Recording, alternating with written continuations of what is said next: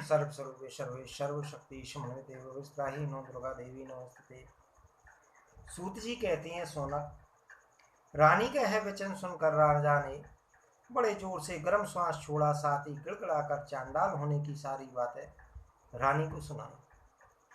सुनकर उसके दुख की सीमा नहीं रही। बहुत देर तक रानी रोती रही। इसके बाद रानी ने अपने पुत्र के मरण की सारी बातें राजा को सुनाई। सुनते ही राजा धड़ाम से धरती पर गिर पड़े। फिर उठकर उन्होंने मृत पुत्र को उठा लिया। तब धर्मपरायण रानी ने गिड़गिड़ाकर महाराज हरिश्चंद्र से कहा, राजन, अब आप अपने स्वामी की दास्ता सफल कीजिए। मेरा मस्तक काटकर आप स्वामी द्रोही और असत्यवादी होने से बचिए। राजेंद्र, आपकी वाणी असत्य नहीं होनी चाहिए तथा दूसरे के प्रति द्रोह भी महान पाप है। रानी की यह बात सुनकर राजा पृथ्वी पर गिर पड़े और उन्हें मूर्छा आ गई। थोड़ी देर में जब चेत हुआ तब अत्यंत खेद प्रकट करते हुए वे विलाप करने लगे। राजा बोले, प्रिय, तुम्हारे मुख से ऐसा अत्यंत निष्ठुर वचन कैसे निकल गया? भला जो बात कही भी नहीं जा सकती उसे कार्य रूप में कैसे परिणत किया जाए? पत्नी ने कहा, प्रभु, मैंने भगवती गौरी की आराधना की है। देवता और ब्राह्मण भी मुझसे पूजित हो चुके हैं। उनके आशीर्वाद से आप इसी जन्म में पुनः मेरे पति होकर रहेंगे। रानी की यह बात सुनकर राजा जमीन पर लुढ़क पड़े। उनके दुख की सीमा नहीं रही। राजा ने कहा, प्रिय, अब बहुत दिनों तक इस प्रकार का दुख भोगना मुझे अभिष्ट नहीं है। तनवंगी, मैं अब इस शरीर को बचाए रखने में असमर्थ हूँ। मेरी मंदभागता तो देखो। यदि मैं चांडाल से बिना आज्ञा लिए ही जलती हुई आग में बैठ जाता हूँ, तब तो दूसरे जन्म में भी मुझे इसकी नौकरी करनी पड़ेगी। मैं घोर नरक में पड़कर भयंकर दुख भोगूंगा। भीषण रौरव नामक प्रसिद्ध नरक में पड़ने पर अनेक संताप सामने आ जाएंगे। वंश की वृद्धि करने वाला मेरा है जो एक पुत्र था, वह भी आज बलवान देव के प्रकोप से काल का ग्रास बन गया। पराधीन होने के कारण ऐसी दुर्दशा सामने आने पर भी मैं कैसे प्राणों का त्याग करूं? फिर भी इस असीम दुख से ऊब कर मैं अब अपना शरीर त्याग ही दूंगा। फिर जो कुछ होना है हो जाएगा। दुर्बल शरीर वाले प्रिय, मैं इस प्रज्वलित अग्नि में पुत्र की देह के साथ स्वयं भी कूद पड़ूंगा। इसलिए अब तुम क्षमा करना। कमल लोचने तनवंगी, पुनः कुछ भी कहना तुम्हें उचित नहीं है। मन को निश्चिंत करके तुम मेरी बात सुन लो। सुचिस्मते, मेरी आज्ञा के अनुसार अब तुम ब्राह्मण के घर पधारो। यदि तुमने दान, हवन और ब्राह्मण को संतुष्ट किया है तो उसके फलस्वरूप दूसरे लोक में अपने पुत्र के साथ तुम्हारा और मेरा समागम हुआ। इस लोक में अभिलषित संगम अब कैसे हो सकेगा? पवित्र मुस्कान वाली प्रिय, अब मैं इस लोक से जा रहा हूँ। अतः एकांत में हंसी के रूप में मैंने तुमसे कभी कुछ अनुचित कह दिया हो तो उन सब बातों का ध्यान मत रखना। सुबह मैं राजा की प्रेयसी भार्या हूँ। इस प्रकार के अभिमान में आकर तुम्हें उन ब्राह्मण देवताओं का तिरस्कार नहीं करना चाहिए, क्योंकि स्वामी को देवता के समान समझकर उन्हें सम्यक प्रकार से संतुष्ट करना ही तुम्हारा कर्तव्य है। रानी ने कहा, राजऋषि, अब मैं भी आग की लपट में भस्म हो जाऊंगी, कारण वह दुख का भार मुझसे भी सहा नहीं जाता। भगवान, आपके साथ ही मेरी यात्रा भी निश्चित है। निसंदेह आपके साथ चलने में ही मेरा कल्याण है। मानन, आपके साथ रहकर स्वर्ग और नरक सभी कुछ मैं भोग लूंगी। रानी की बात सुनकर महाराज हरिश्चंद्र ने कहा, पतिव्रते एवं मस्तु, ऐसा ही हो। सूत जी कहते हैं, तदंतर राजा हरिश्चंद्र ने चिता तैयार की और उस पर अपने पुत्र रोहित को सुला दिया। स्वयं रानी के साथ दोनों हाथ जोड़कर, जो जगत की अधिष्ठात्री है, 100 आंखों से जिनकी अनुपम शोभा होती है,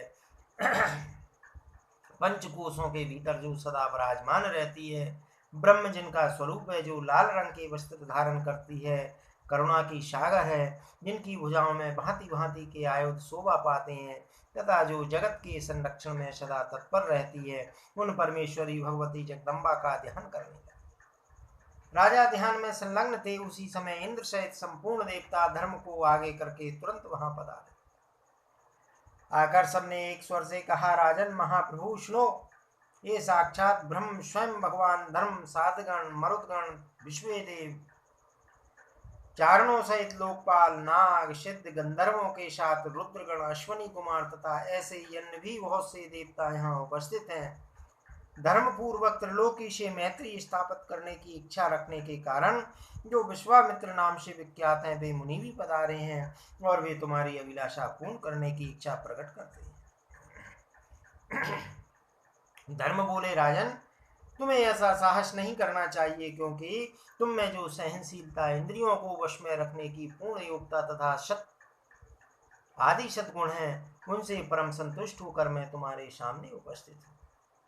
इंद्र ने कहा, महाभाग हरिश्चंद्र, मैं इंद्र तुम्हारे सामने उपस्थित हूँ। राजन, आज स्त्री पुत्र सहित तुमने इस सनातन विश्व पर विजय प्राप्त कर ली। रानी और राजकुमार को साथ लेकर अब तुम स्वर्ग में पधारने की कृपा करो। तुम्हारे अतिरिक्त अन्य कोई कर्मशील मनुष्य से स्वर्ग पर विजय प्राप्त कर ले, है परम दुष्कर है। सूत जी कहते हैं, तदंतर इंद्र ने आकाश में विराजमान होकर चिता के मध्य भाग में सोए हुए राजकुमार रोहित पर अपमृत्यु को दूर करने वाली अमृतमयी वर्षा आरंभ कर दी। साथ ही विश्वों की विपुल वर्षा हुई और दुंदुभियां भी बज उठी। महाराज हरिश्चंद्र बड़े महात्मा पुरुष थे। अब उनके मरे हुए सुकुमार पुत्र रोहित में चेतना आ गई। स्वस्थ होकर वह प्रसन्नता पूर्वक उठ बैठा। राजा ने अपने उस पुत्र को हृदय से लगा। उस समय रानी भी वहीं थी। सारी संपत्तियां लौटकर उनके पास आ गईं। दिव्य माला वस्त्र महाराज को सुशोभित करने लगे। उनके मन में अपार शांति छा गई।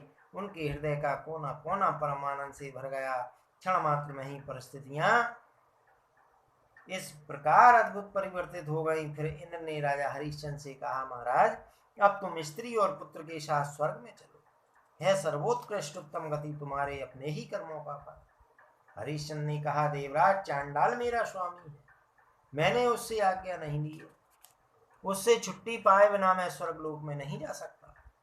धर्म बोले, राजन, तुम्हारे भावी क्लेश के संबंध में विचार करके मैं ही मायामय चांडाल बन गया था। तुम्हें चांडाल का स्थान जो दिखाई पड़ा था, वह भी मेरी माया ही थी। इंद्र ने कहा, हरिश्चंद्र, भूमंडल के संपूर्ण मनुष्य जिसके लिए प्रार्थना करते हैं, उस परम पुनीत स्थान पर पधारो।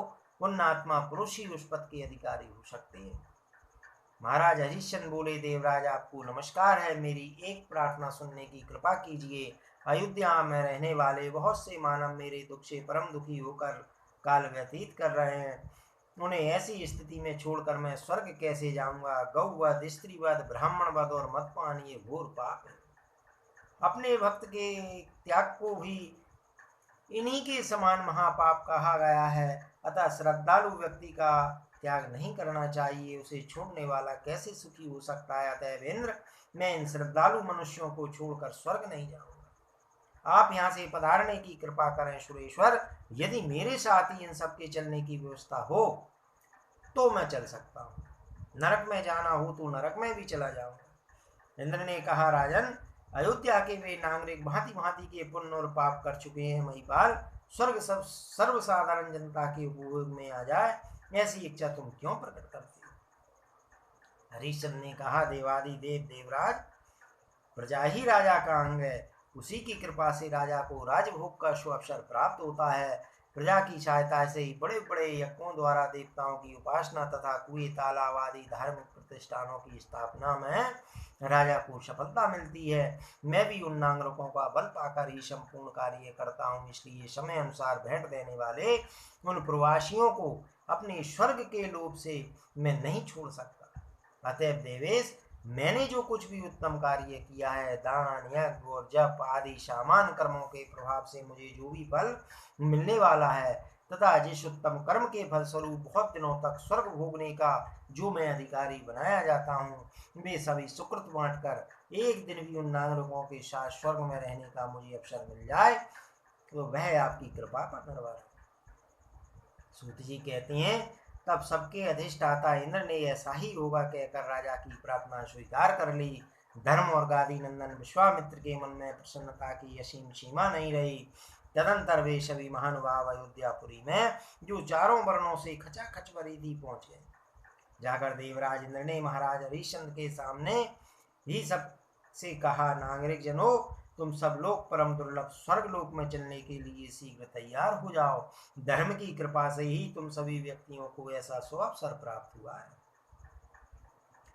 धर्म में अटूट श्रद्धा रखने वाले महाराज हरिश्चंद्र ने भी उन नागरिकों से कहा, हाँ, हम सब लोग अब स्वर्ग की यात्रा करेंगे।